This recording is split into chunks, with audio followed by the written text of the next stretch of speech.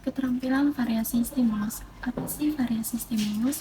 Mengadakan variasi berarti melakukan tindakan yang beraneka ragam serta membuat sesuatu menjadi tidak monoton di dalam pembelajaran, sehingga dapat menghilangkan rasa kebosanan siswa, meningkatkan minat dan aktivitas siswa, serta membuat aktivitas siswa menjadi bertambah. Selanjutnya ada tujuan dan manfaat dari variasi stimulus. Yang pertama, memelihara dan meningkatkan perhatian siswa terhadap materi dan aktivitas pembelajaran. Yang kedua, terciptanya proses pembelajaran yang menarik dan menyenangkan bagi siswa. Dan yang ketiga, dapat menghilangkan kejenuhan dan rasa kebosanan pada siswa. Dan yang keempat, dapat meningkatkan motivasi rasa ingin tahu pada siswa. Dan yang terakhir, dapat membentuk sikap positif terhadap guru dan sekolah. Selanjutnya ada prinsip dari variasi stimulus. Yang pertama yaitu adanya tujuan. Maksud di sini adalah variasi stimulus yang dikembangkan dalam pembelajaran harus memiliki tujuan yang terarah dan jelas. Yang kedua yaitu fleksibel. Maksudnya adalah variasi stimulus yang dikembangkan harus bersifat luas dan tidak kaku. Dan yang ketiga yaitu lancar dan berkesinambungan. Setiap variasi yang dikembangkan harus dapat berjalan dengan lancar, perpindahan dari suatu stimulus ke stimulus lainnya dan pembelajaran lainnya. Dan yang keempat yaitu variasi stimulus dalam pembelajaran harus bersifat wajar dan tidak dibuat-buat sehingga tidak terkesan seperti dipaksakan. Dan yang terakhir adalah dapat mengelola pembelajaran yang matang ada kalanya jenis atau bentuk stimulus yang akan diterapkan dalam pembelajaran. Baik, selanjutnya saya akan menjelaskan mengenai komponen dalam mengadakan variasi. Dalam mengadakan variasi terdiri dari 3 komponen. Yang pertama yaitu komponen dalam mengadakan variasi gaya belajar. Yang kedua, komponen dalam mengadakan variasi bahan dan media ajar. Dan yang ketiga, mengadakan variasi pola interaksi antara siswa dengan guru. Sebelum menjelaskan komponen yang pertama, mari kita simak video berikut ini.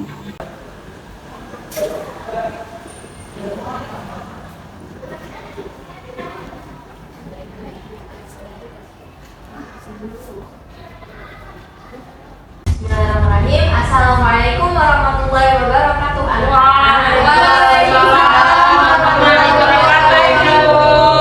Gimana kabarnya hari ini? Alhamdulillah. Oke, sebelum pembelajaran hari ini dimulai, baiknya anak-anak kita berdoa bersama-sama ya. Mungkin dari ketua kelas bisa langsung dipimpin. Bersiap membaca doa. Selesai. Oke, terima kasih ketua kelas yang telah memimpin doa bersama-sama. Selanjutnya kita langsung absen aja ya anak-anak. Apakah hari ini ada yang tidak hadir? Ada, Bu. Siapa? Agus. Bu, kenapa tidak hadir? Risma sakit, Bu. Agus nggak tahu Bu kemana. Oke, baik, terima kasih. Oke, materi hari ini adalah adab bermedia sosial. Adab itu tentang kebiasaan yang biasa kita lakukan keseharian, sedangkan bermedia sosial itu kita berinteraksi dengan orang-orang lewat media sosial. Jadi, adab media sosial adalah perilaku atau kebiasaan kita sehari-hari dalam melakukan media sosial.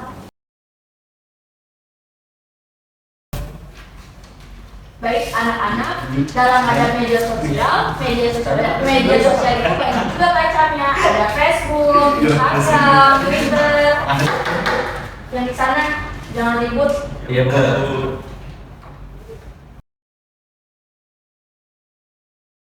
Oke anak-anak, dalam bermedia sosial kita perlu untuk memahami pentingnya menjaga adab ketika bermedia sosial. Untuk itu, kita harus mengetahui cara-cara yang baik ketika bermedia sosial dengan orang lain. Anak-anak, pasti di antara kalian pada punya media sosial kan? Punya, Bu.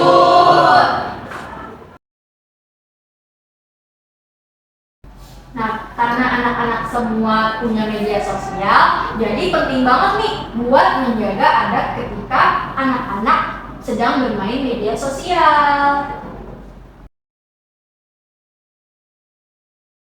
Oke anak-anak, dalam menjaga adab ketika bermedia sosial, kita harus mengutamakan bahasa yang baik. Juga ketika bermedia sosial dengan orang lain, harus menjaga sopan santun dalam berbahasanya. Di video tersebut dapat kita lihat adanya penggunaan variasi pertama, yaitu variasi gaya mengajar guru. Variasi ini berkaitan dengan gerak tubuh atau cara guru dalam mengajar untuk meningkatkan motivasi siswa dalam pembelajaran. Variasi gaya belajar guru dapat ditempuh melalui beberapa cara. Yang cara pertama yaitu variasi suara. Variasi suara ini berkaitan dengan perubahan suara dari rendah menjadi tinggi, dari tinggi menjadi rendah, dari cepat menjadi lambat, dan sebaliknya. Cara yang kedua yaitu melalui penekanan. Penekanan ini dapat dilakukan melalui instruksi dari guru berupa tolong diperhatikan baik-baik, tolong didengarkan baik-baik. Cara yang ketiga yaitu pemberian waktu. Ini berkaitan dengan adanya selingan diam di saat guru menjelaskan, bertujuan untuk menarik siswa yang kurang fokus saat mendengarkan penjelasan guru. Cara yang keempat yaitu mengadakan kontak pandang. Kontak pandang ini dilakukan ketika guru sedang menjelaskan, sebaiknya guru melihat kelas secara keseluruhan dan mengadakan kontak pandang terhadap murid. Ini bertujuan untuk adanya kontak antara murid dan guru dan interaksi yang intens antara guru dan murid. Selanjutnya ada gerak anggota badan. Variasi ini berupa gerakan kepala, gerakan badan, mimik wajah yang sangat penting dalam berkomunikasi, bertujuan untuk menarik perhatian siswa dan memberikan kesan yang mendalam dalam penyampaian informasi. Yang terakhir ada perpindahan posisi. Perpindahan posisi ini dilakukan untuk mempertahankan perhatian murid. Dalam bergerak, guru harus bersifat luwes, tidak kaku, dan tidak menunjukkan perilaku yang negatif. Selanjutnya, sebelum saya menjelaskan mengenai komponen kedua dalam penggunaan variasi belajar, silakan simak video berikut. Oke anak-anak, dalam menjaga adab di media sosial tentunya pasti ada dalil Al-Quran yang menguatkan hal tersebut. Dari anak-anak semua, adakah yang membawa Al-Quran? Ada, saya Ibu. Oke, baik. Coba dibuka dalam Quran Surat Al-Hujurat ayat 6 dan coba tolong dibacakan artinya. Baik Ibu. Bismillahirrahmanirrahim. Artinya, wahai orang-orang yang beriman, jika seseorang yang fasik datang kepadamu membawa suatu berita, maka telitilah kebenarannya agar kamu tidak mencelakakan suatu kaum karena kebodohan atau kecerobohan, yang akhirnya kamu menyesali perbuatan itu. Oke, baik. Terima kasih Janur. Oke anak-anak, dari dalil yang sudah dibacakan oleh Janur, dari ayat tersebut jelas bahwa dalam menjaga adab di media sosial, kita juga perlu mencari tahu tentang kebenaran dari berita-berita yang tersebar di media sosial. Di sini, Ibu sudah punya video atau film pendek tentang menggunakan media sosial. Mungkin anak-anak langsung bisa ditonton ya videonya. Oke, majalah.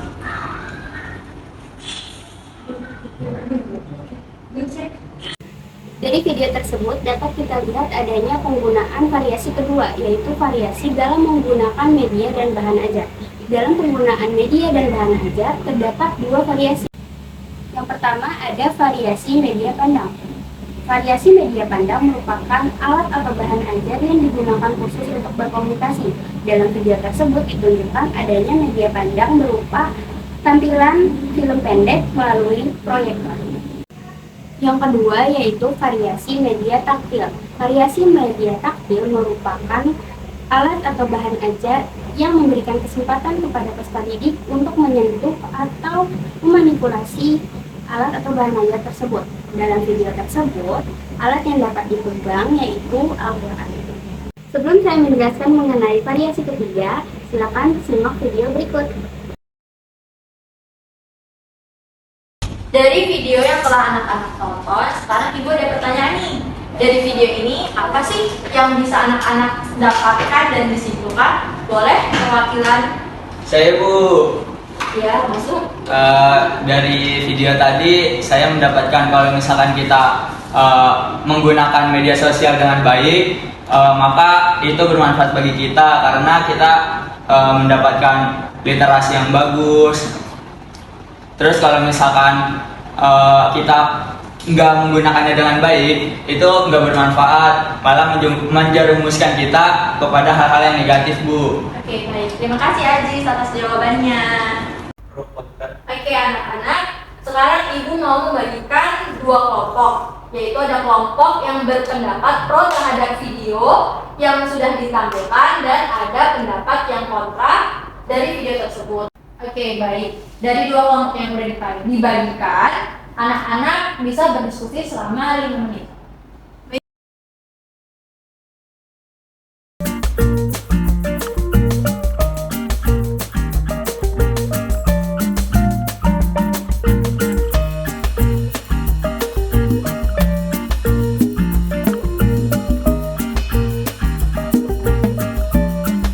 Oke, baik. Anak-anak, cukup waktu diskusinya. Sekarang bisa mengungkapkan pendapat dari hasil yang telah didiskusikan. Mungkin dari kelompok Ajis, pendapatnya apa? Pendapat kontra? Saya nggak setuju sama video yang tadi karena dengan bermain games itu kita dapat yang pertama refreshing otak ya, selain belajar. Oke, dari jawaban yang Kak Aziz berikan, dalam bermedia sosial bisa membawa dampak yang baik maupun buruk. Baik itu ketika kita mendapatkan banyak informasi, mendapatkan teman-teman baru. Sedangkan jika kita dari sisi dampak buruk, itu ada yang pertama, menyia-nyiakan waktu ketika kita tidak memberikan ruang waktu yang cukup. Dan yang lainnya adalah kita mendapatkan hal-hal buruk ketika kita tidak memilih media sosial dengan baik. Oke, terima kasih kepada Ajis yang telah memaparkan pendapat kontra terkait video yang telah disampaikan tadi. Selanjutnya, kelompok 2 selaku yang berpendapat pro terhadap video yang telah disampaikan, bisa langsung disebutkan bagaimana hasil pendapatnya. Menurut kelompok kami setuju Bu kalau game itu dapat membuang-buang waktu dan menyebabkan kita itu terlambat masuk sekolah seperti tadi dalam video. Kalau Ajis bilang tadi ada dampak positifnya, tapi masih jarang orang yang bisa menggunakan dampak positif dari game tersebut. Terima kasih Bu. Oke, baik, terima kasih atas pemaparan pendapat dari kelompok Ajis dan kelompok Ika selaku kelompok pro dan kontra terhadap video yang telah disampaikan tadi. Di sini Ibu izin menyimpulkan dari apa yang telah disampaikan. Dalam menjaga adab bermedia sosial itu sangat penting untuk membagi waktu ketika bermedia sosial karena banyak dampak buruk yang ditimbulkan. Salah satunya tadi, ketika kita bermain game dan kita tidak tahu waktu yang sesuai, maka akan telat bangun untuk pergi ke sekolah. Itu salah satu dampak buruknya. Dan yang lainnya adalah kita akan menyerap hal-hal negatif dari media sosial yang kita pergunakan. Dari dampak positifnya memang ada banyak, yaitu kita mendapatkan banyak informasi dan teman-teman baru, pengetahuan baru, tetapi tetap harus diutamakan adab ketika bermedia sosial. Baik, sebelum kita mengakhiri pelajaran kita hari ini, baiknya kita membaca hamdalah. Alhamdulillahirabbil alamin. Baik, sekian dari saya, kurang lebihnya mohon maaf. Wassalamualaikum warahmatullahi wabarakatuh. Waalaikumsalam warahmatullahi wabarakatuh. Makasih Bu. Dari video tersebut dapat kita lihat adanya penggunaan variasi pola interaksi antara guru dengan peserta didik.